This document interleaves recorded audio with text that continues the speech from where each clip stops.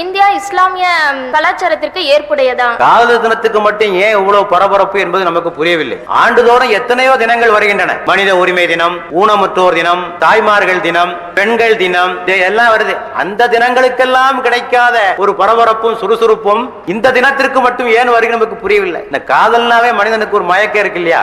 அந்த மயக்கத்தை இவர்கள் பயன்படுத்திக் கொள்கிறார்களோ என்னவோ, தங்களுடைய சாமான்களை விற்பதற்காக, பூங்கொத்துக்களை விற்பதற்காக, அட்டைகளை விற்பதற்காக, பரிசு பொருட்களை விற்பதற்காக இதை ஒரு பரபரப்பை ஆக்கி கொண்டிருக்கிறார்கள். காதலிக்காம யாரும் இருக்க முடியாதுங்க. மனிதன் ரெண்டு இனங்களை இறைவன் படைச்சதே காதலிக்கிறதுக்கு தான் இல்லையா?